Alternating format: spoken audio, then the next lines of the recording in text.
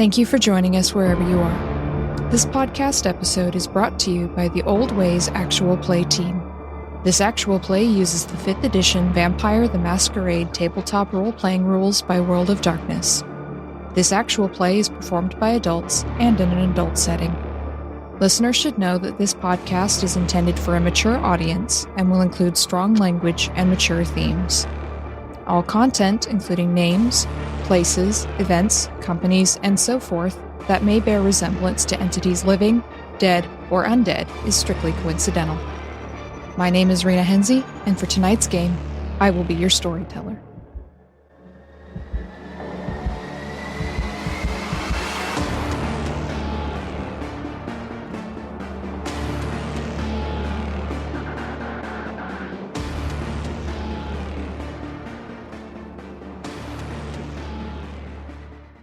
Good evening, everyone, and welcome to another episode of the Old Ways podcast, Vampire the Masquerade Chronicles, Shards of San Francisco. I am your storyteller Rena, and tonight we are getting into the escalation of some events. Not ominous at all. Before we do that, I'd like to say thank you to all of our backers, especially our Patreon backers. Thank you for all of your support and your listening ears. We could not do this without you. If you would like to join our Patreon and support us further, you can do so at patreon.com/theoldwayspodcast. And now, let's get on to some introductions. To my right. Hi, this is Mike, and I play Marcus Voss of Clan Bruja, and I have a hunt. You do. I'm sure it's not going to go well for the person being hunted. And next to Mike. Hi, this is John. I'm playing Sylvester LaViolette, and I also have a hunt. Lots of hunting going on around here. And to John's right. Hi, my name is Tegan, and I'm playing Rahm the Shaman. Where am I? Who are you? What's that smell? Who knows? Maybe you'll find out. And next to Tegan, we have... Hi, this is Ali, and I play Katerina Bogdanovich of Clan Toreador, and I have someone to find, I guess. Yeah, you've got some research to do. So, not normally your thing, but here we are. We are in the missing everyone's favorite Hikata this formation this evening, so I will say last but not least. Hello. My name is Bridget, and I am playing Monika West of Clan Salubri. And I think she needs to respond to a booty call text. Yes, those La Sombra in the party house, man. Just never stop. All right, so we are beginning a new night with everyone in some form of exhaustion, getting kidnapped, passing out, getting booty calls, etc. the previous night. So let's start with some rouse checks from everyone. That's a success. Even me if I'm unconscious? I didn't say you were unconscious. Oh, cool. I just said the world suddenly went black. So I see Monika failed. Like a boss. Mm-hmm. Well, she did have a very exhausting night. How did everyone else do? I got an 8, so I'm good. You're fine. Sylvester also got an 8, so he's also fine. I'm slightly more peckish than I was. You shock me. Rahm failing a rouse check? That never happens. So, let us begin. So we're going to start this evening with one Katerina Bogdanovich. So, Katerina, you got some interesting information last night from one of the patients, air quotes, at the clinic, your new farm, who had been ranting and raving in Russian until you were able to wake him up out of a deep sleep and he started reverting to English. And he told you about something he'd seen. He didn't quite seem to understand, but whatever it was haunted him enough that he could dream about it in a very, very drugged sleep. So I believe your plan was to do some investigating into what that was. I'm going to go to at least the general location of where he said that he saw these scary fucking eyeballs. Yes. The description of the park where he said he was sitting under a tree sounded vaguely familiar to you, but you weren't sure why. So on this fine evening, you are out walking after, I assume, having taken a trolley. Unless you're letting Marcus's boys drive you around still. No, I'm letting them drive me. That's fine. Okay, so you have the boys drop you off at a park. And as you walk into this park and you look around, it's one of those parks that's surrounded by townhouses. So you go off into the city on one end, but the rest has these long rows of townhouses. And so it's kind of a smaller park where people let their kids run around and so on. You realize why this area that he was describing sounded vaguely familiar. Because just a few months ago, you were dropping off one Vince Markovich at one of these houses. Fantastic. That house still has a bit of what looks like fire damage. All right. Well, I mean, I guess in general, probably what I'm going to be doing is looking around to see if there's any particular, like, disturbance in the area that looks unnatural in some way. Mm-hmm. Like if there was some kind of struggle, or if there was, especially if there's like blood or something to that nature in the area. So you look around this part of the park, you find a couple trees that are situated in such a way that they can see the front of the Van Ness home. And you do notice that there's been some posters tacked up to the lampposts around this park, in addition to the normal English lessons, yard work at reasonable rates kind of thing.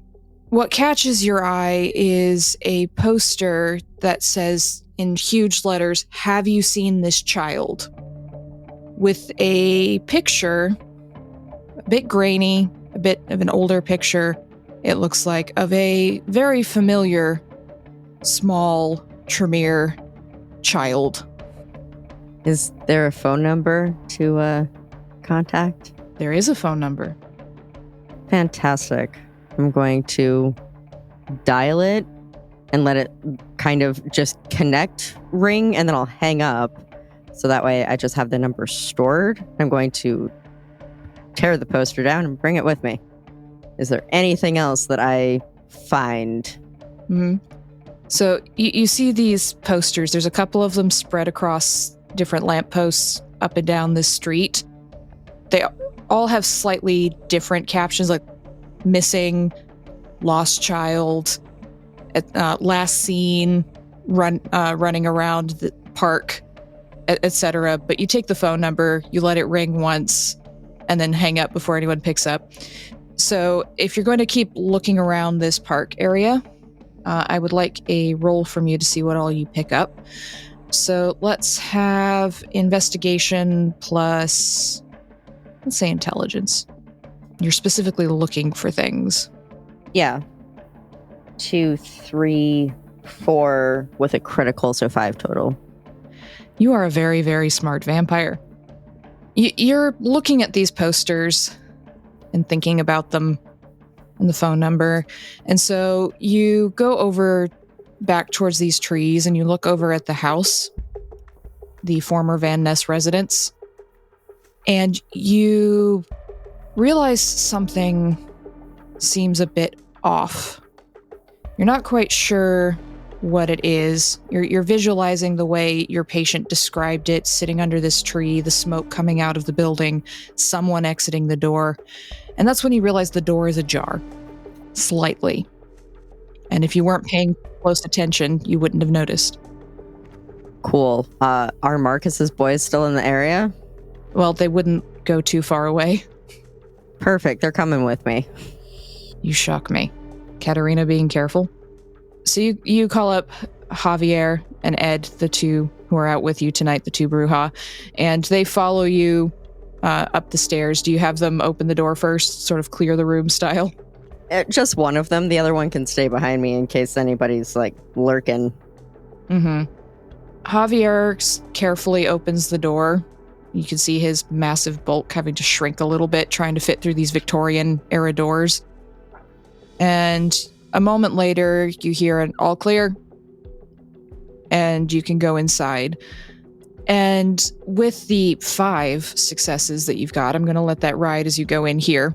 It's odd to you, having spent decent amount of time even working with the human world, even after your death.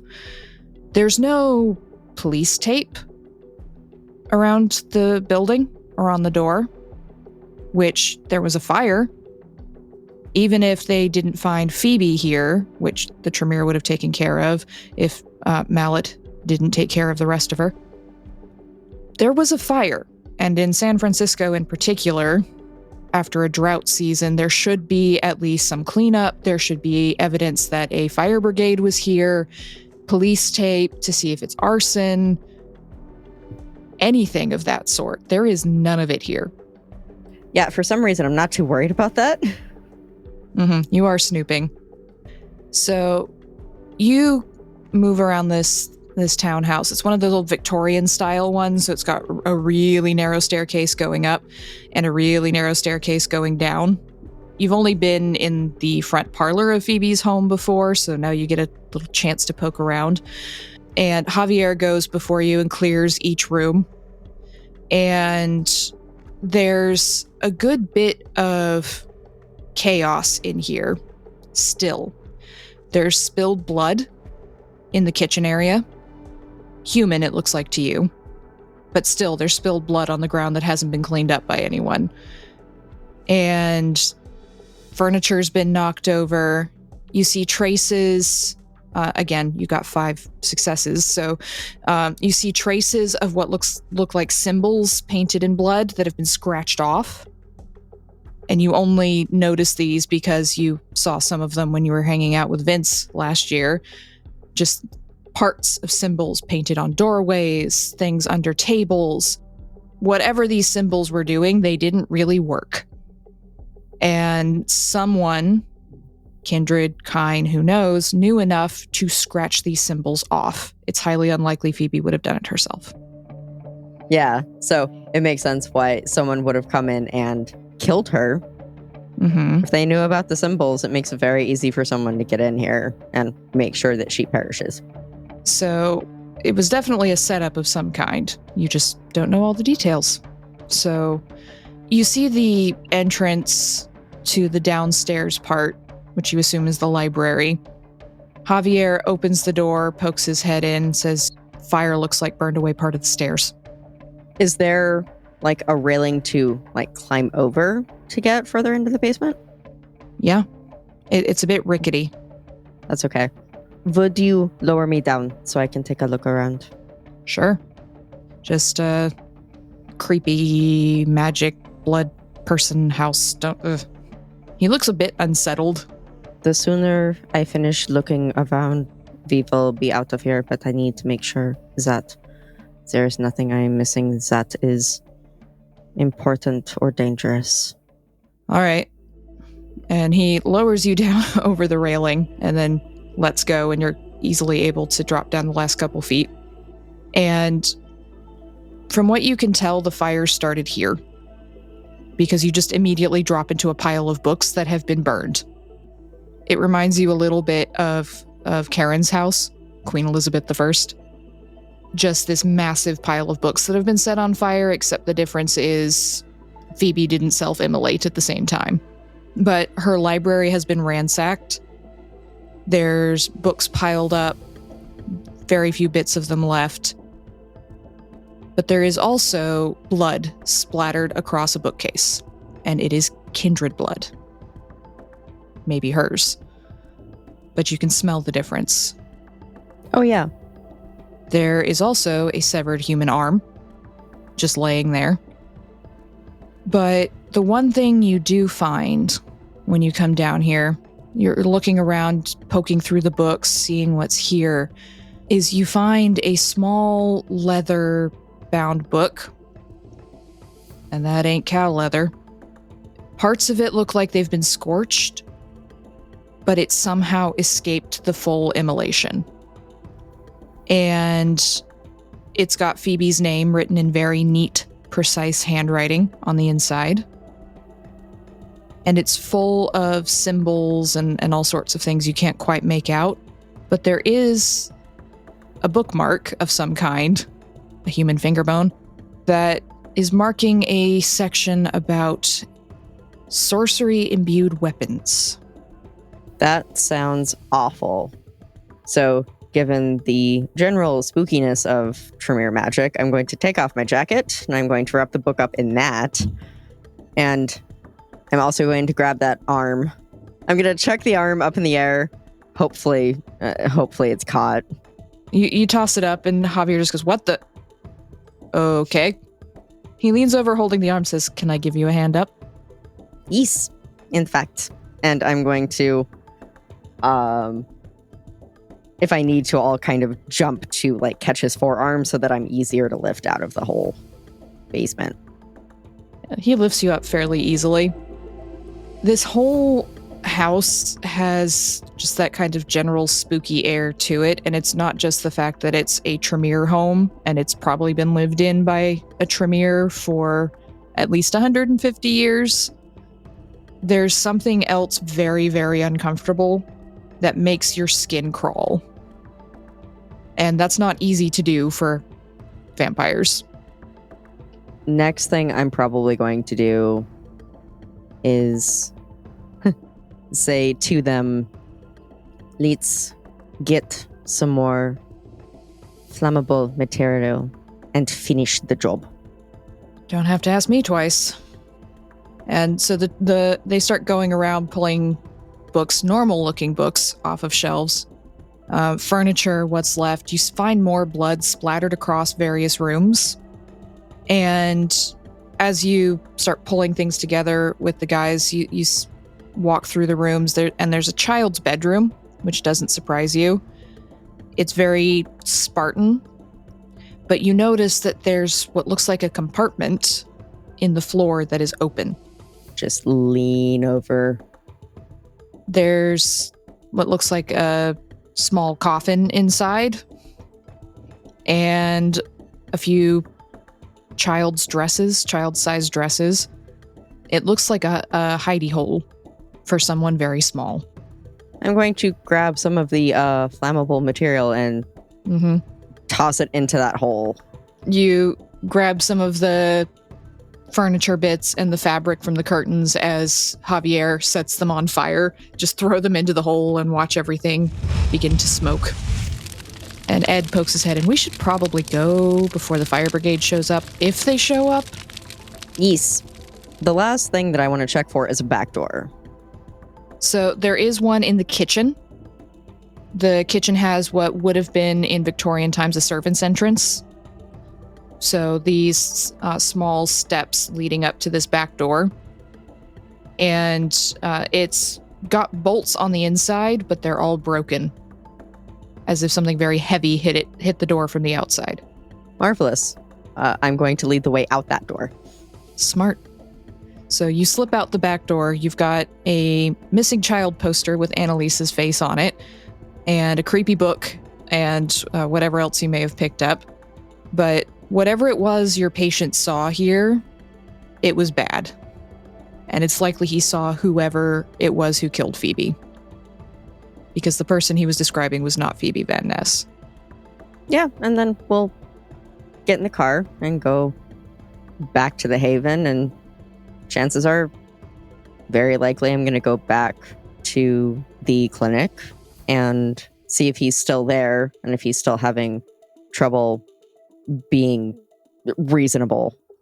You head back to the clinic. You have to go around to the back entrance because the front is still open and there's humans wandering around in there. There's a couple kids coming in to get flu shots. You hear a lot of people speaking Spanish very animatedly outside. As you go around to the back entrance, you see the side of the building has more graffiti sprayed on it. Chad's going to be busy cleaning off some graffiti again. He never complains about it, but it's becoming a nightly occurrence, which is perhaps a bit irritating. And so you go around to the back, and Jane is rummaging behind the desk. And she looks up as you come in. He's awake again. I assume that's why you're here. Partially, yes. And I'm going to hold up an arm. Okay, that's normally my thing, but welcome to the family. I brought it for you, to be fair. Oh. Excellent. Could always use an arm. come in handy. Yes, take me to our screamy individual. He hasn't been screaming, he's just awake. None of the others are, it's just him. She takes the arm, inspects it, hands it over to Vlad, and says, I'm gonna need some bits for my new coffee table, so if you could just go put that on ice, that'd be great. And he nods and slips off. And Jane shows you to the room, and you see, again, the other two patients in here are asleep, completely conked out on the cocktail of drugs that, non-harmful drugs that y'all give them to keep them quiet. But he's just sitting up in bed. He's not screaming, he's not talking, he's just sitting up, staring dead ahead of him. So I'm going to be standing like in the doorway, and I'm going to ask Jane, how are his vitals? Mostly normal. And she hands you some charts.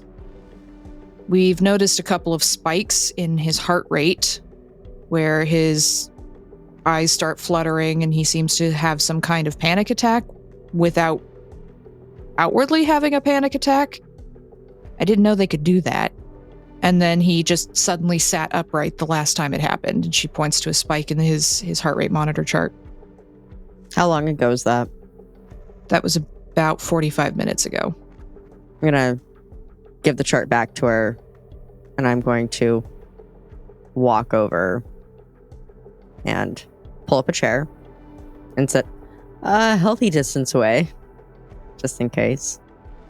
You pull up a chair and sit down a healthy distance away, but enough that you can speak without having to shout and without potentially waking up either of the other two patients in the room.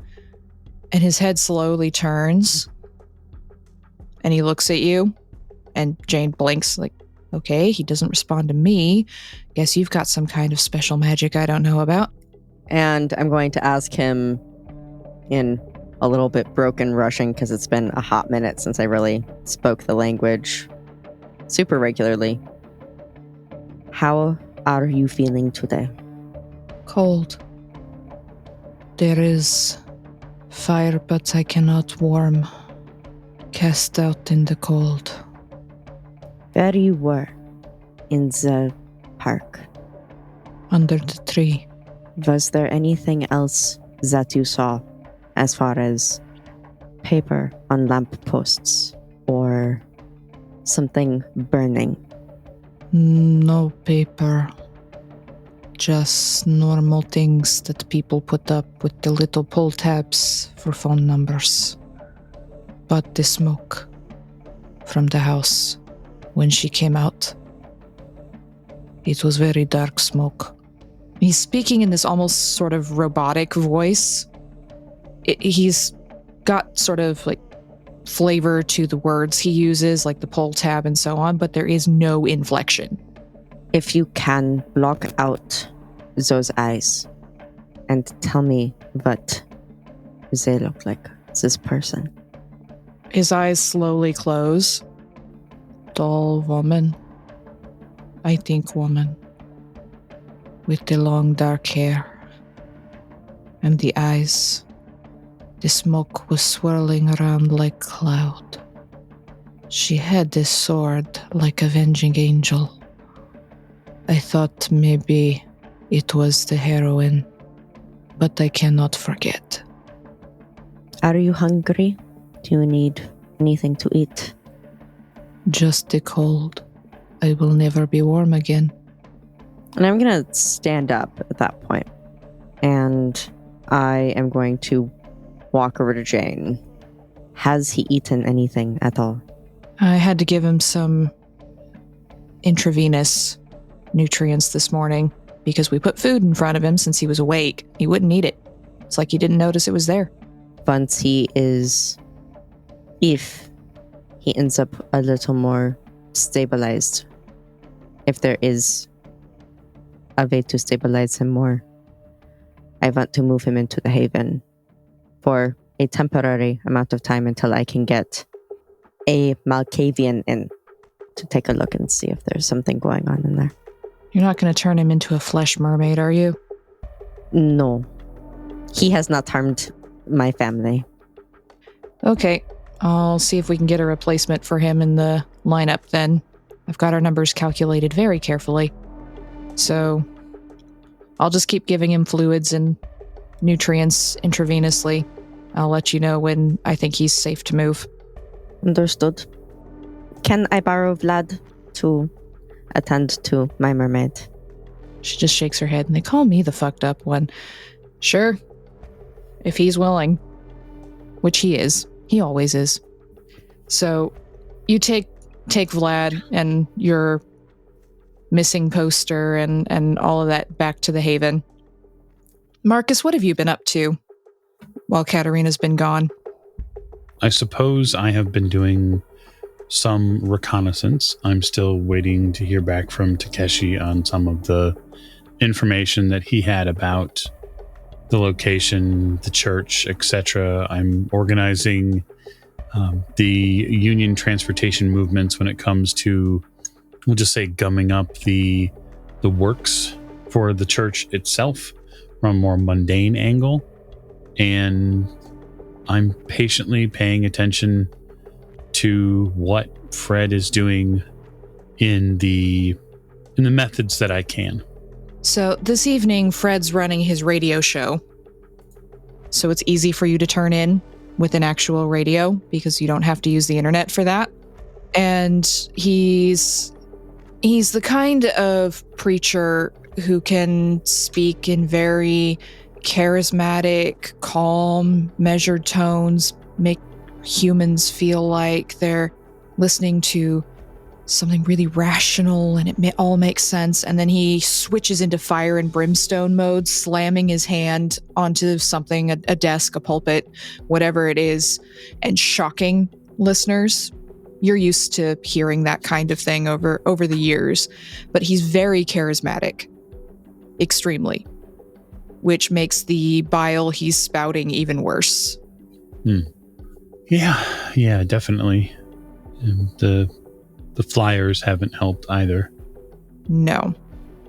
You've started seeing these flyers all around town. Those who do not work shall not eat. Various other Bible verses warning against SNAP benefits for undocumented workers and labor unions taking away from the hardworking common man and hiding the what he calls illegal immigrants, the undocumented workers. He uses the term illegal over and over and over, shoving it down his listener's throat. And it's the one he uses on his posters. And you've seen a few variations of these posters around. Every time Jean or one of the La Sombra come across one that they haven't seen before, they take it off and bring it into you. Mm-hmm. And the most recent one says, you should speak the language of the land you're in if you're going to work here. And he's in the poster of Pastor Fred, because he puts his own face on all of these. He's holding up a sign in his hands benevolently, as if he was giving communion, that says Espanol and has a line drawn through it. Yeah, so it's fairly clear that Pastor Fred has no basis of knowledge of how California even came to be.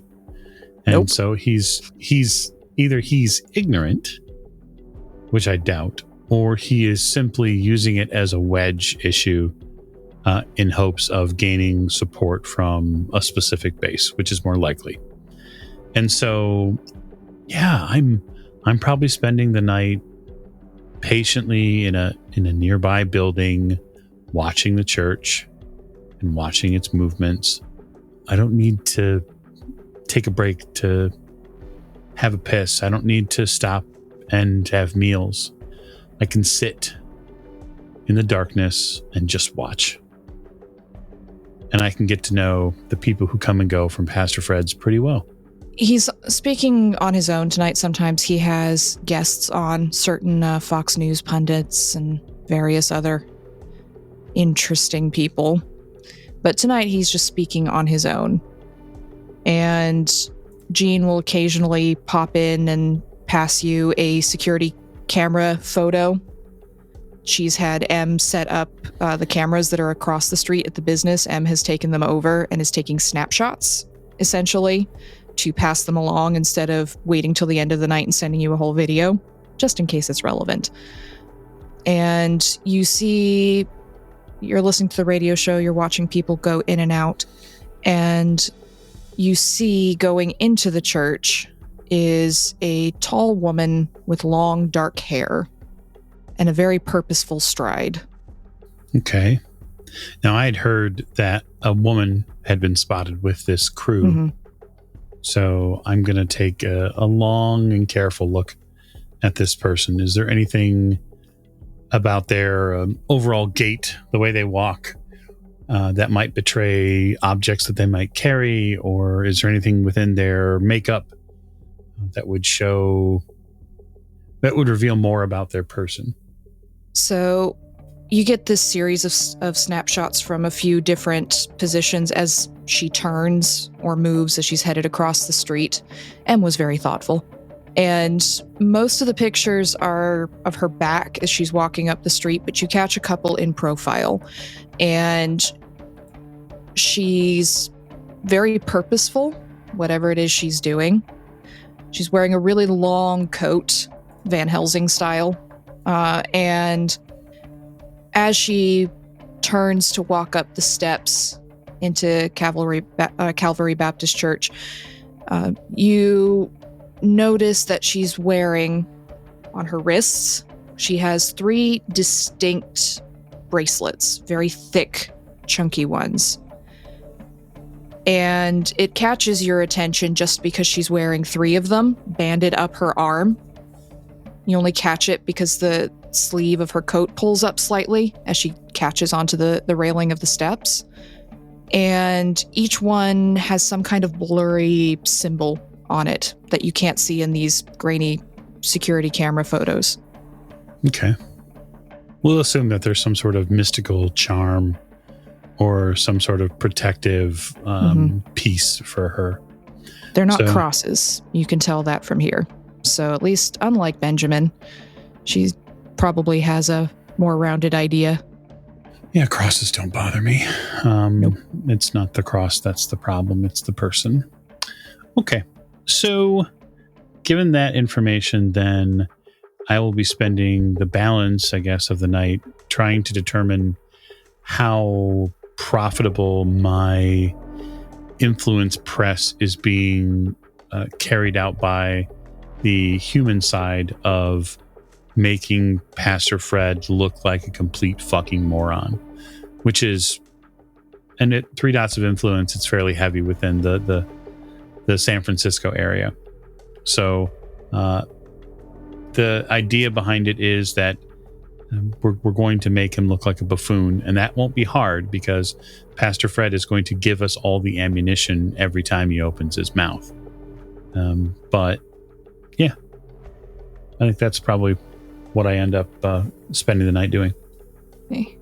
You've officially gotten a look, you think, at this woman, Esther, that Benjamin kept babbling on about, and officially linked her to the church itself. You don't know that she actually believes any of the things that the church espouses. Benny said she's not from here. Jean pokes her head in and says, gonna keep M on the cameras. Zhubin managed to slip into a sermon last night.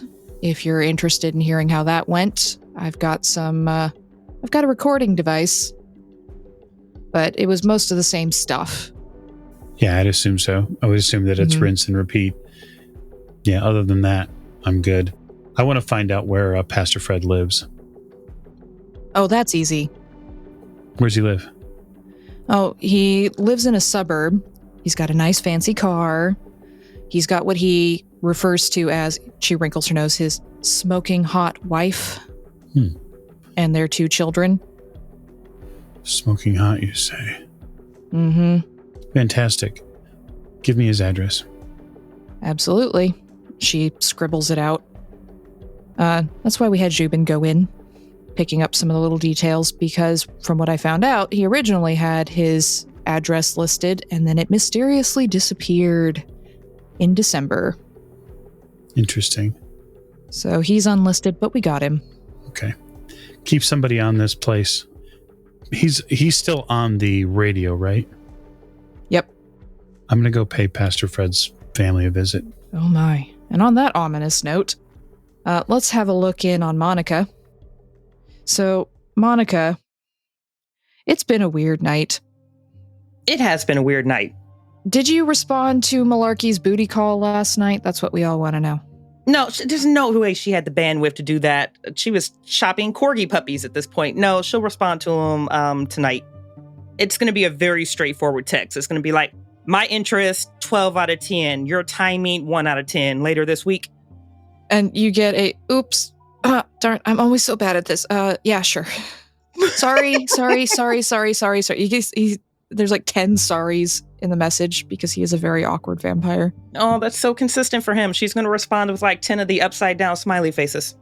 And then there's no reply after that, probably because he doesn't know how to respond to that. So yes, that worked. Annalise is up and she is looking through your phone of corgi pictures that she asked you to download the previous night, all the ones that she finds cute. And then she looks up at you and she says, "Can we go out now?" Yeah, I think you read my mind on that one. May I have my phone back, please? Okay. And she hands it back and there's this picture of this tiny corgi puppy staring at the camera with these big eyes. Corgi eyes. Mm-hmm. And Annalise just looking at you as innocently as her 400-year-old, 8-year-old Tremere face can manage. She will use her middle finger and her index finger to kind of like pinch at her cheek and push her away. And then she is going to send a text message to one of her ghouls. God bless me, I can't remember her name. Bridget can't remember this ghoul's name right now. But one of them was into fashion design. And she's basically going to send a text that says something to the effect of, I've got Chase's black card and an 8-year-old that's never been shopping before. Do you want to meet me at the Gap in an hour? What's a Gap? You hear Annalise say from over your shoulder. I will not ruin that surprise for you, but you will see here hopefully in about an hour. You get a thumbs up response from Natalie, who is your fashion designer ghoul. Absolutely amazing. She will respond to Natalie, $1,000 bonus. Thanks, we're on our way. And then while she has the phone out, she hesitates before doing it, but she's finally just going to commit. She's going to send Chase a text message that says, I don't want to wake up again and you're not here. If I need to apologize to you, I am thinking of some very creative ways to do such. There's a bit of a gap between your text and his response, and you just get a, sorry, tired, be home later tonight. She's going to grimace at the phone. She is going to say something in Chamorro under her breath, which is swearing at him, and she's not going to respond. Okay, come on, let's go introduce you to the Gap. Sounds very ominous. Usually when someone like us says the Gap, they mean like a grave. But okay. And Monika will get up, she will shower, she will get dressed, and she is genuinely excited. She's like giddy, she's damn near bouncing around. She didn't dry herself off well enough where she's having a hard time sliding into her own jeans. Like, she's excited. It's been a while since she's been able to be excited. Yeah, it's been a pretty shitty 6 months. And you change clothes and you get ready to go and you hear Annalise talking to herself the way kids do. You've never heard her do this before since the time you took her in, essentially, after she tried to eat you that one time. Oh, yeah, that one time. That one time. You know, good just times. Minor. Good times. One minor thing. It was bonding. But she's talking to herself about how she gets to go shopping and maybe get a dog, and it's been a long time and it's so exciting. And maybe you smile a little bit just at the notion of everything that's happening. And then you kind of get hit with something. Not physically, But as Annalise is babbling on in the room next door about getting a dog, and she's going to name him Cheddar, and it will follow her around, and all of these things a child talks about with the dog, you're suddenly in that small house in another part of San Francisco. You're holding this doll under one arm, and there is a small dog, maybe a terrier mix, looks like a stray or mutt. It's playing around your feet and nuzzling your knee, and you laugh and you throw a ball for it down this long hallway, and it goes skittering down the hallway, chasing the ball and bringing it back to you. And you're laughing and calling. You're calling for Pieter. That's what you've named this dog. And Pieter brings the ball back, and you sit down and curls up against your leg and nuzzles. And you just feel happy. Even if Mama won't let you have friends, at least she finally let you have Pieter. And then you feel like you've been punched in the gut as you're waking up in a cellar. Your face is covered in blood. Your hands are covered in blood. Annika's face is broken. You know you did something horrible. And Pieter is growling at you. Just sitting in the corner, growling, sniffing. And you reach out for him and he snaps at you. He tries to bite you. And he never goes near you. You try to touch him over the next few days, hoping he'll calm down. And he can't stand to be in the same room with you. And then one evening you wake up and he's gone. And Mama never lets you bring a dog or a cat into the house again. And you blink and shake your head. And Annalise is talking to herself about this corgi that she's absolutely sure she's going to get. And you feel literally like someone just knocked you over. I think that emotional ambush is actually going to physically knock her over too. If she was putting the last of her earrings on, that was probably a stagger, and like her hands gripping around the back of an armrest of a chair as she's just like biting down on herself, doing her best, one, not to interrupt this new fantasy that Annalise is experiencing with herself, but also just doing everything she can to bear down so she doesn't fall apart. I think Monica's going to stagger herself back into the bathroom that she just left. It's still warm and it's still steamy. She's going to close the door. I think she's just going to slide down with her back against the door, pull her knees to her chest, bite down as hard as she possibly can into her wrist, and just start screaming. There's way too much happening inside of her ribcage concerning this little girl right now. That was too much heartbreak. That was too much rejection. That was too much pain. And that's just not what Monika needed first thing this evening, which is eventually going to mean that she's going to have to re-shower and do this entire process again as her face is just washed out. Yeah, the foundation that you used to cover up the slight deadness of your skin is now all streaked and caked because you hadn't put your setting spray on yet. And as you're pulling yourself into this corner, you're wondering perhaps, how often is this going to happen? The thought comes across her like this isn't sustainable, but Monika doesn't want to face that, so she chooses not to. I think you're starting to understand the magnitude of what it is you've taken on. And that's a little scary. Yeah. And your phone dings after a few minutes, once you've started getting yourself under control. I swear to God, it better not be Justin. It's not. It's Chase. She'll flip her phone over enough to look at it. It just says, bringing a friend home for dinner. You know, Monika typically takes the high road. After what she just experienced, she's going petty. She's going to hit Chase back with just a thumbs up emoji. She's going to get up. She's going to re-shower. She's going to redo her hair. She's going to look in the mirror into her third eye and have a moment where she realizes that third eye isn't completely brown anymore. There are specks of blue in it. She doesn't want to address that right now either. She is going to cover that up with a bandana, and they are leaving.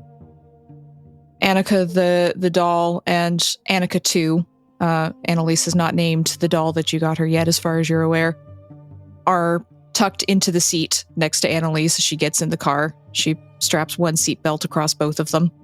And she is just chattering about this dog and about going shopping and all of the things that she's excited to do now that she can be outside.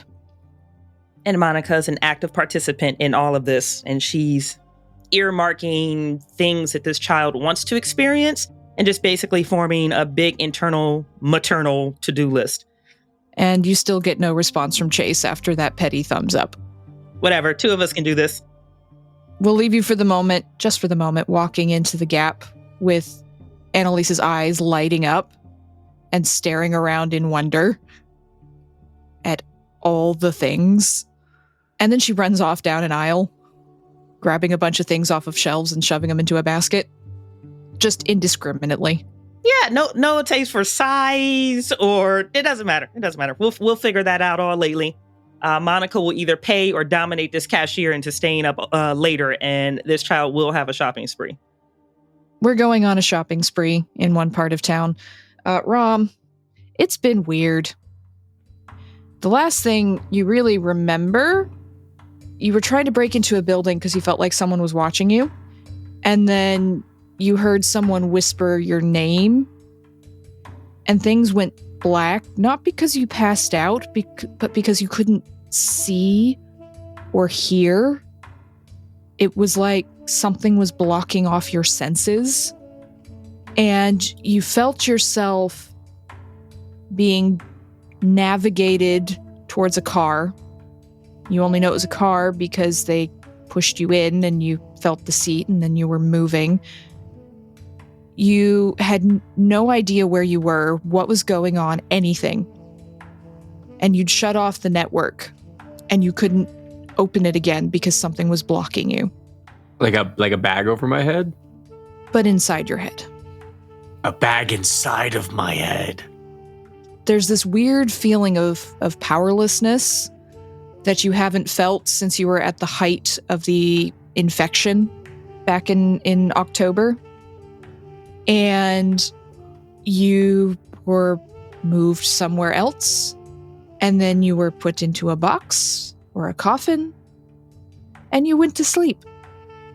When you wake up, you can see again. You can hear.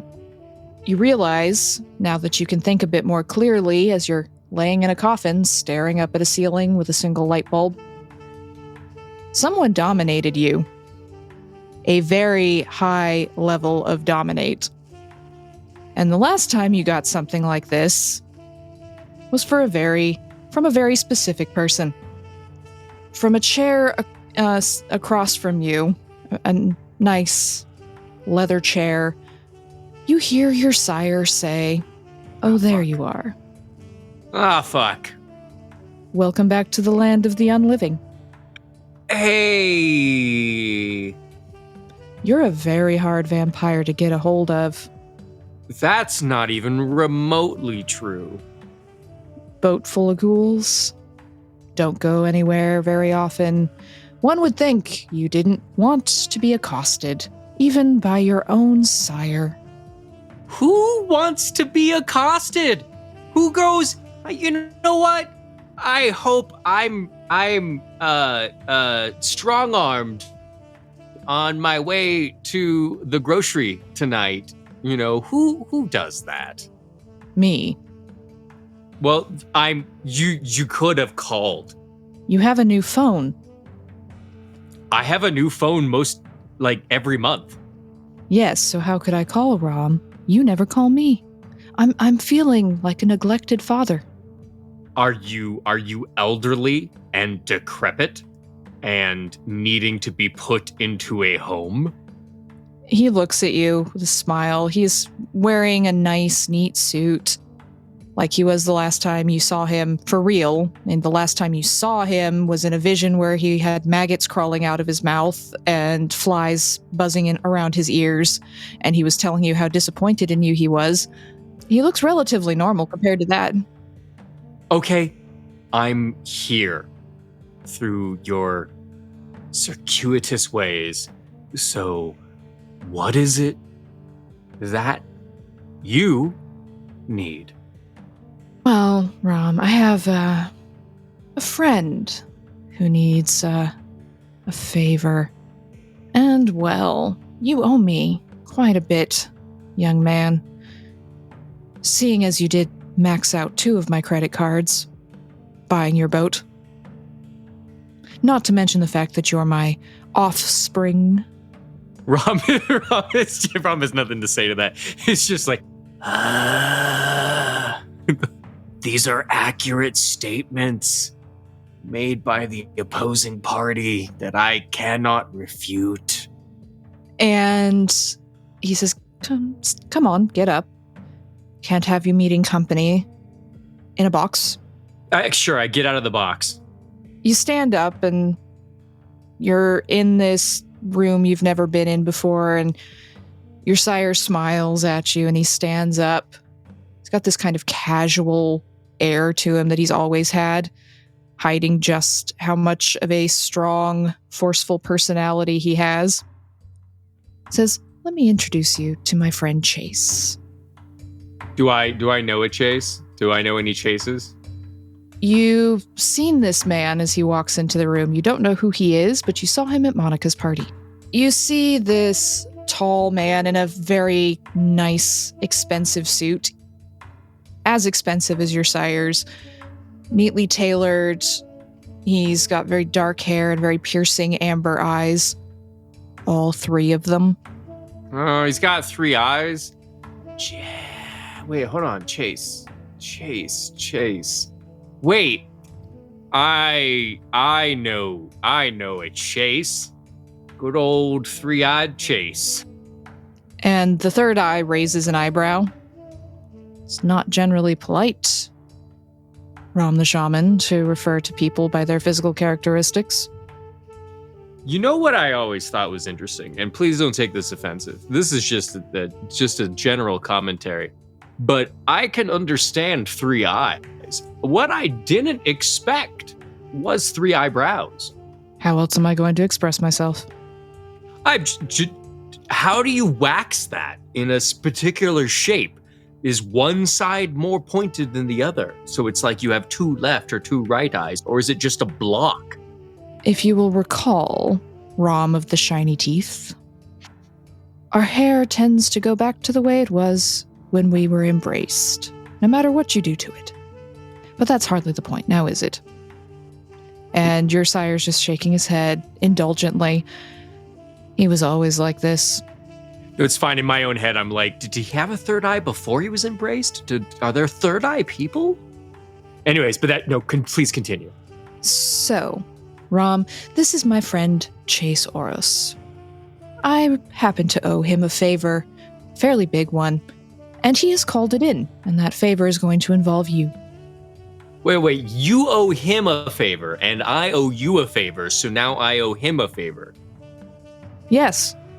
This is colloquially bullshit, but all right, you know what? For the purposes of this, let's hear this out. Maybe it's an easy favor. Maybe he wants my orange sherbet recipe. So please, Chase of the 3rd eye, please tell me, what is this thing that you wait? Why is it something that I can do? What? Chase just smiles at you and says, "Oh, we can discuss it over dinner. I need you to meet my child if you haven't met Monika already, which I believe you have. She went to a party on your boat." Yeah, that's how I know about you. Exactly. I think you were at the party. Were you at the party? No. You should have been at the party. As he says that, you do briefly recall Monika being escorted by this man, and then he disappeared and you did not see him the rest of the night. Oh, spooky. All right. All right, so never mind. I'm just putting like 3 numbers together in my head and realizing what's going on here. Yeah, go ahead and continue, please. Your sire looks at you and says, Now, it's not polite to question your elders, Rahm. You're going to go have a nice dinner with Chase and his child, and they're going to ask you to do some things, and you're going to do them. It's not questioning. It's radical honesty and communication. It's absolutely essential for the building of lasting partnerships. And Your sire leans in and taps you on the forehead, and his eyes get very cold. You don't question your sire, child. I made you, and I can unmake you in a second. All right, let's see this out. Perfect. Wonderful. And he taps you on the forehead again and says, Remember how easily I can get in there. You're strong. But to borrow an interesting recent colloquialism, you ain't got shit on me. Your sire makes a very intense stare, and you recall when you were a very young vampire getting into some trouble, and just how much your sire liked to play around with your brain if you embarrassed him. And it's not really fun that he's back in town. But Chase inclines his head at you. Shall we go? Yeah, we can go. Let's go. Let's move forward with our feet to the places that you want to go. Mm-hmm. That's exactly how it's going to go, Rahm. Because if you don't fulfill the favor, well, that's disobeying your sire. And that tends to have consequences in our society. Very, very naughty ones. When you don't tell me what the favor is, I know inherently it's gonna be something I don't want to do. Oh, it's not that, Rahm. It's really not. It's just, well, it's easier if the 3 of us talk it over. And he just gives you this very slight, dry smile. This better be something weird, like you need me to train your new corgi or something. Corgi? I don't know, I just picked a random dog breed name out. He shakes his head. Malkavians. And he takes you down a flight of stairs and out to his very, very shiny car. So, he settles into the back seat with you. What do you know about these hunters in town? This is just casual conversation. Well, for one, I thought I was about to be dead by one because that's what I assumed was happening to me when everything went black. Other than that, not much. Honestly, I'm not like really into counter, hunter, insurgency training. I'm more of a, hide in the basement kind of vampire person thing. That was a lot of words to not say anything at all. Yeah, you're gonna have to get used to that. He chuckles slightly. And we'll leave you in the car with Chase Oros, the Salubri, for a moment. Sylvester? Sylvester has been chain smoking for the last 2 hours, and he's been running You through shock plans. Yeah, no, I decide I like to do things that are out of character and surprise people. He's been chain smoking and drawing up plans, and every way he looks at it, there's no good way for him to be able to take out Curtis 100% solo. He knows there isn't. And his hand... Is my hand still broken after waking up, or is it... You're going to have to eat to completely heal it up. The bones are starting to fuse back because you've slept, but she smashed your hand so thoroughly, if you want it to rapid heal, you're going to have to eat. This is going to take 2, maybe 3 nights to pull off anyway, my whole plan. So my hand is going to have to happen sooner or later. I might as well sort it now so I can write some letters. I assume I still have Sylvie following me around. She never leaves. Except when you send her with a message and then there's other pigeons watching you judgmentally. Yeah, but they don't have as much character as Sylvie does. Yeah, so first things first, I gotta fix my hand. That way I can start getting things in order. I'm in trouble as well with the clan, so I can't rely on, like, You all don't my... say. I don't have the influence I did 2 nights ago. Wonder why that is. Everyone says, like, oh, why did you not just kill them in a less fun way? And I'm like,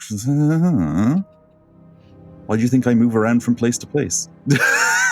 Also, but if you don't live life for joy, why the fuck are you living? So yeah, step 1, find someone to catch and release. That's easy to do. Possibly someone roughly my size with a decent jacket.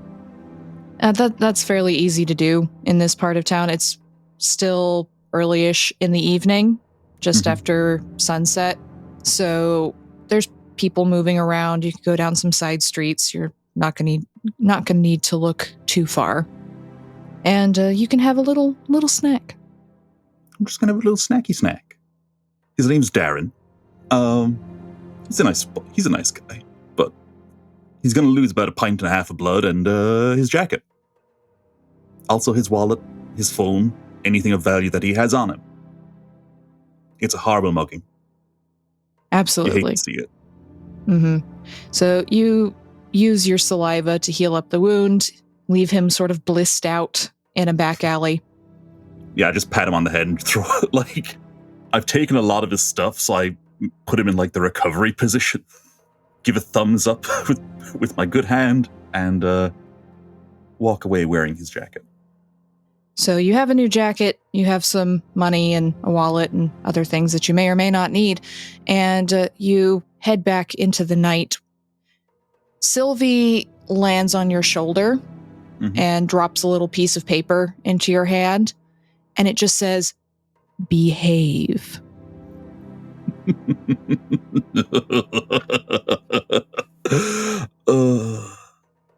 He turns it over, and so the hand is healed now, right? After the feed? Yeah, it's cracking a little bit back into place. Doing my best will bring honor to the clan. And he's just going to fold that back up and give it back to Sylvie. He's like, that's for her. So you send the message off with Sylvie, and you go to some of your dead drops around the park that you have set up for your contacts to leave you information and things of that sort.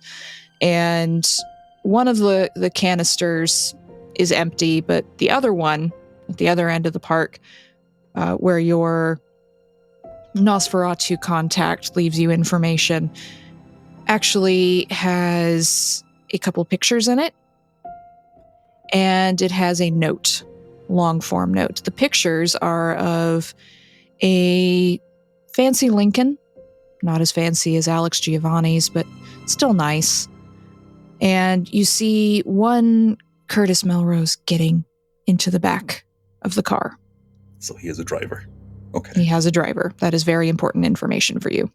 I'm going to go and talk to Esmeralda because, 1, I promised we'd go hunting, but 2, I've got an offer I don't think she's going to want to pass on, and she's going to like what I have planned. She'll be up for it. I'm sure she will. So the note just gives you an address, which you assume is Curtis's. Yep. And it says, "You owe me ... bud." And it just says M at the bottom. Sylvester just sighs and he's like, everyone tries and takes your thing. And he's just reviewing the information in addition to what he's memorized from the files from Alex as well. So he's now got a pretty good idea of Curtis's schedule built up. And he's starting to get the picture of Curtis as a creature of habit. Like, Curtis has regular appointments that he, it's business, and he goes to things at certain times, at certain places, on his terms. And always in jeans with expensive shoes with no socks because he thinks it makes him look cool and down to earth instead of wearing a business suit. It does not. It just makes him look like a douche. Yeah, exactly. In Sylvester's mind, this is perfect because it means that Curtis is a creature of habit. And he's probably riding a little bit high at the moment. So chances are, there might be a couple of gaps. The main issue would be if he's become paranoid, because vampires tend to become paranoid. No, really? Yeah, just a weird thing that the ones that stay in cities do. This is why I move from town to town, just going from place to place. No one has a reason to build a grudge with me because I don't stay long enough. So you're collating this information in your brain as you move off towards where Esmeralda usually is this time of night, now that she's no longer just keeping an eye on Marcus's haven. Mm-hmm. She's usually down at this one particular checkpoint. It's fairly close to the clinic, but she and one of the La Sombra usually are set up here at this time of night because this is when the cop cars start making their rounds, those regular rounds in this part of the territory that they've been making for several weeks now. So you can make your way down there, and you do notice as you're slipping from tree to tree and alley to alley, this one same motherfucking cop car with the big guy in the back just slowly moving down the street, very slowly. Mm-hmm. And you hear a, "Hey, get out of the street," from a shadow. Sylvester melts back into the shadow next to that shadow. And Kara, who is one of the La Sombra, pokes her head out of the shadows. "They'll see you." What? They'll see a homeless guy in San Francisco? Holy shit. Yeah, well, same homeless guy murdered a couple cops last night. So while they may not know about that, you do have an aura, Sylvester. And then you just hear Esmeralda laugh behind you. She's got a point. What the fuck you doing down here? Came looking for you. You want some... I've come to offer you a good time. Well, the last time someone said that to me, I broke their face, so... Yeah, but when I say it, I mean it. Uh-huh. Look, Esmeralda, but do you want to kill a Ventrue with me? I mean, do I ever not? But also, don't you think we should talk to the boss first? He's probably going to be on board with it. But I want to get you on side first because I trust you. Well, duh. What's not to trust? That's mostly that you're very straightforward. He's been selling kindred out to hunters. The fuck? Yeah. And it's Curtis. And he just opens his hands wide in a "what a gift for you" gesture. Oh, I'm fucking motherfucker. Mm-hmm. I want to tear those skinny legs of his off of his body and make him watch me throw them away with those stupid flat shoes of his. And then I will shove a pair of socks into his fucking mouth and then rip his head off. Essie, you've missed a few points here, actually. You can't have him able to talk, and you can't have him able to make eye contact. Hence the socks. You got to start with the socks. Okay, let's go talk to the boss man then. Yeah. As they're walking, he's going to run her through the high point version of the plan that he will later on tell Marcus. Okay. And she's just nodding. You're moving from side streets, and you just hear from the shadows, "Well, I guess I'll just watch things myself then, if we're just going off gallivanting. Okay. Not like this happens most nights." And just to melt back into the shadow. Well, the handy thing is that now that one La Sombra knows, all the La Sombra will know, and Marcus will know by the time I get there. Well, the thing is, though, Marcus is not at his haven at the moment because Marcus had a visit to pay to someone. I do. I absolutely do. We'll take a walk, so to speak, or public transportation, because As we all know, public transportation gets you there. I don't need to take any sort of special vehicle, and I don't want to bring a huge selection of the crew with me. This is sort of a solo gig. Yes, it's not something you need any help for, and you know exactly where you're going. You don't know if one of the La Sombra Jean was going to put on the house is already there or not, but you know. So you make your way via public transportation, going out towards one of the nicer suburbs.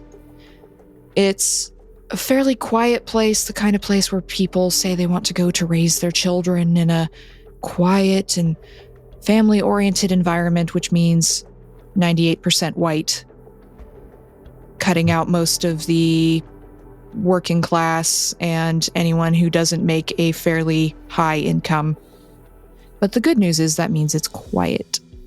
Lots of security cameras, but, well, you've got a Nosferatu on staff. That helps. It does. All right. So we'll slip into likely a fair amount of shadows, and we'll surveil the house for a little bit and just see what we see. So you slide into a shadow and you watch the house. It's a nice, fairly nice one-story house. It looks fairly newly built. This is a more recent suburb of this part of San Francisco. And neatly manicured grass garden. They probably have a landscaper who comes in and takes care of it. There's only one car in the driveway at the moment. For some reason, not pulled into the garage, the detached garage. And you see a teenager, 16 or 17, young man wearing jeans and a polo. It's got a school logo on it. You can't see it from here, but it looks like school uniform kind of thing. Walking up, he's staring at his phone as he's walking up the driveway. And he goes up to the door, and the door opens, and you see a tall woman with dark hair wearing high heels with her jeans and pearls and her nice blouse. They're talking, and she seems a little annoyed just from the tone of voice, even if you can't quite pick up what she's saying. Mm-hmm. But the teenager, you can see, do the classic teenager sigh and roll his shoulders before he goes into the house. Fair enough. I'm going to put up Oblivion Sight, and mostly just for the removal of any sort of nocturnal difficulties with seeing. But if there are spirits around, it might be a good idea to know.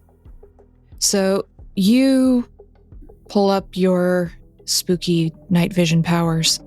Your eyes turn completely black, and you can see as street lights start coming on as the world gets darker, shadows writhing around at a house just next to the house you're surveilling. And there's just a little shadow tentacle that waves at you before pulling back into the shadow against the wall. And behind you, you hear a very familiar gangrel voice that you haven't heard in a while. Thanks for getting my tongue back. It's the least I could do. So you're watching this asshole too? Not watching. You want to team up? Always. I need you to do a little distraction work. I need the lady of the house all to myself for a minute. Shouldn't be too difficult. Teenagers. He laughs this deep chuckle. Yeah, so my plan will be to skulk, shadowing towards the back of the house to try to just get a good look at what, if any, sort of things they might have, video cameras, etc. What might be a potential issue for entering the home. Okay, so there is one of those ring cameras on the front door. Okay. And there looks to be one on the back door as well. The backyard is fenced off, which is kind of hard to do in San Francisco. Not a lot of places have a front yard and a backyard. It's usually one or the other. But there's a nice, neat yard fenced off with soccer net and a couple other sports-related pieces in the back. And you think you see the glimpse of what looks like one of those Ring cameras on the back door as well. Okay. So knowing Ring cameras, I would just say that my plan then will be to work my way up towards the door parallel to the side of the house, because Ring cameras only have so much of a fisheye as a perceptible range. And so we'll just work nice and slow until eventually we can get alongside the door frame and knock on the door. So you see Luther, the shadowy form of Luther. You don't see him quite in his full wraith form the way Alex does, more of a sort of shadowy, shifting face.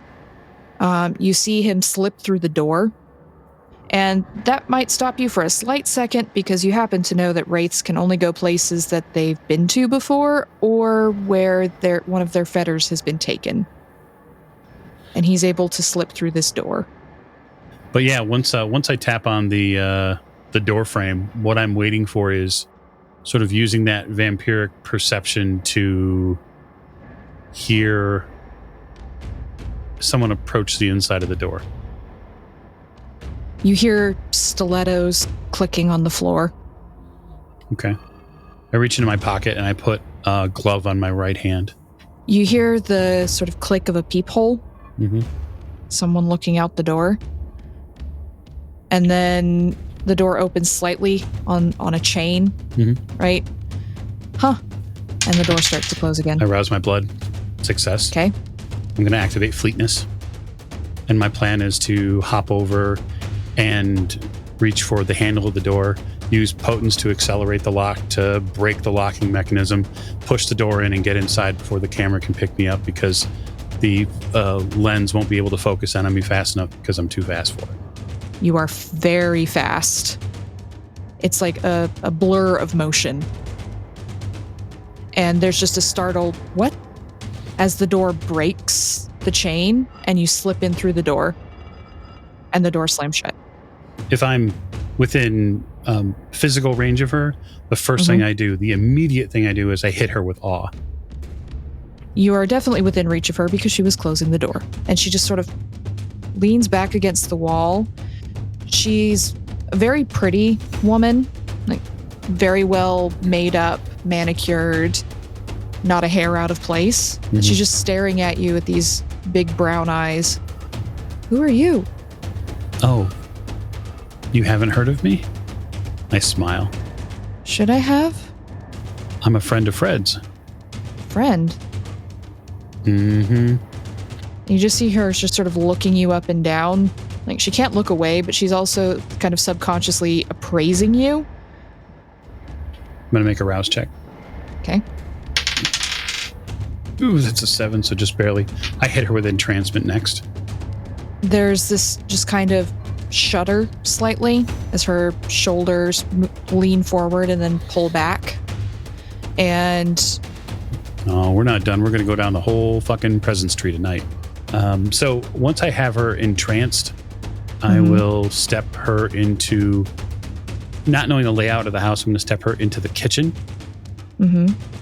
And I'm going to ask her if she's interested in a midnight snack. Well, I haven't eaten dinner yet. I had casserole in the oven for the kids. Wonderful. Why don't you make me something? Okay. Do you want a sandwich? Not exactly. I gesture to the fridge. Open up. What do you have inside? She opens the door, and you see there's a couple of whole chickens that haven't been cooked or cut up yet. Bunch of vegetables, some smoothie mixes, like the fruit mixes that you put into smoothies, and there's a lot of Red Bull. There's a kid in the house. That's reasonable, right? And a local pizza chain box shoved into the back. Fantastic. While she's opening up the fridge and she's getting ready to, likely, as humans would do, sort of do the pantomime of what do I want to eat. I'll say, the chicken sounds like a good idea. It's still fresh. It'll take a while to cook a whole chicken, but she's already taking one of them out. Okay. As she's saying that. I grab her by the back of the neck, and I bite her neck, and I'm going to use enthralling bite.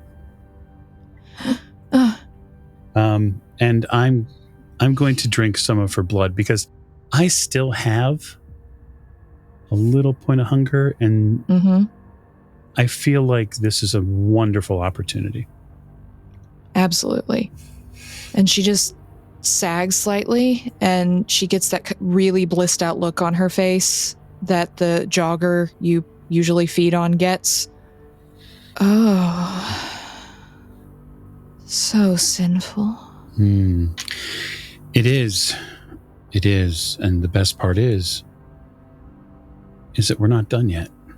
She's so blissed out by how good she feels from this bite that she just keeps staring up at you. Yeah, I'm going to lick the wound closed because I think that's reasonable. And then I'm going to sit her in the kitchen, just by the stove where she was going to make the chicken. And I'm going to tell her, I'll be right back. Don't go anywhere. And then I turn completely 180 on my face, and I become a predator again, and I start hunting the next member of his family through the house. So you stalk down the hallway, and you hear a teenage voice, "Hell is wrong with the router?" And then what sounds like someone kicking something. Dad said he got the best upgrade. What the... Sorry, guys. I'm gonna have to go. My internet's not stable. Okay. And then you hear what sounds like something hitting a wall in frustration. Yeah, that sounds about right. So with Oblivion Sight up, where is Luther in this house? Luther is now slipping out of that room. Ghost in the machine. I'm going to go say into the hallway to him, how did you get in here? Do they have something of yours? Have you been here before? I haven't been here before, but they have something of mine. Don't know what it is, but something. I went to the church first, followed the tether to it, but then I couldn't go in. It's here now, whatever it is. Right. The lady in the kitchen is going to be a little busy. She's having a good time, though. Always a good time with you, Marcus. Whatever they have, I'll know it when I see it. All right. I'm going to duck into one of these bedrooms, and I'm going to use the confusion, I guess, the interim time to help Luther hunt for whatever it is that they have of his. Okay. So Luther is sliding into rooms. This is a fairly big house, as you would expect from someone with as much money as Fred makes off his parishioners. And he slips into rooms, comes out shaking his head, and then he cocks his head, goes, that one. And it's what looks like perhaps an office. Okay. And it's got a do not enter sign on it. What is this guy, 12? Mentally, yes. Well, since I still have fleetness up for the scene, I'm still going to be on guard and cautious. But yeah, I'll head in. You open the door. It's locked, but that's not really an issue for you. And Luther slips through a shadow, and you see him manifest a bit near a desk, and he looks more physically manifested here. Hey, Belle. In this desk? The desk. Bottom drawer. Go to the bottom drawer and open it up. And there's a bunch of papers, and there's what looks like some cassette tapes in here, oddly, and just some other notes and notebooks. There's Bibles in 3 separate translations that look like they haven't been touched in years. And then at the very bottom, there's a metal box, one of those lock boxes that has a combination and a key required. I'll take the box out. Combination and key required, huh? So, nice box, strong box? Not so strong you couldn't rip it open if you wanted to. That's what's happening. Mm-hmm. You rip it open, and a pocket watch falls out. Ooh. Fairly antique-looking one. How the fuck did they get my grandfather's watch? I don't know, but it's coming with me. I slip it in my pocket. I don't care, as long as Fred doesn't have it. I'm taking the box too, Okay. because it's broken. Yeah. And you go back out into the hallways. Well, there's one bratty teenager in that room, the one whose internet I fucked up. And there's another bratty teenager in there. Yeah, we're done here for the most part. We're going to go to the garage. So I head out from the back door.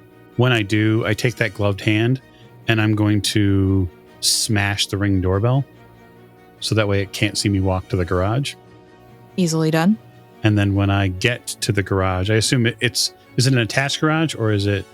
It's a detached garage. Okay, yeah. So detached. So is it just garage door? But I assume there's also a man door on the side of it. Yeah. There's a side door. Mm-hmm. So check the side door really quick. Any doorbell or camera device on that? There's a ring light on there that you're able to smash. Yeah. We'll just continue to go through as reasonably quickly as we can. And then, yeah, I'm going to because I'm assuming that I've probably got at most about a minute at this point. What kind of car is in this garage? Oh, God. Rena does not know much about cars. It's a nice car. Is it? Okay. Yeah, it's a very nice car. If Pastor Fred has a lawn, does he also have a lawnmower? Yes. Okay, very good. I'm going to go to the gas can, which the lawnmower invariably has to use. Mm-hmm. And I'm going to torch his car in his garage. Fantastic. That's easy to do.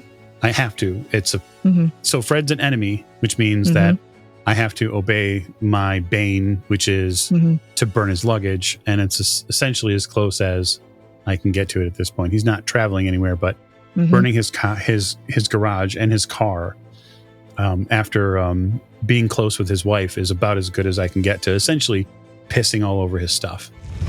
So you pour the gasoline in the car and you start lighting it up. And Luther is knocking things off of shelves. He can't actually pick things up, but he can sort of do the ghostly thing of just knocking stuff off shelves as much as possible so as everything goes up in flames. Mm-hmm. And he's a lot more physically present, like ghostly wise, now that you've got his watch and he's close to you. So you can see him in a lot more definition and he looks like he's having a good time. So we'll cut loose as soon as we can out of there. I will, just like a kid of old, I will hustle over the back fence, leap the fence in a reasonable fashion, and then skirt my way back down the street and into the night. You slide off into the night. That little ghostly tentacle out of the shadow waves at you as you go by, and you hear a little chuckle from the side of this house. And you run off with the very ghostly form of Luther loping along beside you as smoke and flames rise in the distance. And that is where we will end tonight's episode. Thank you all for listening. Hope you will tune in next time.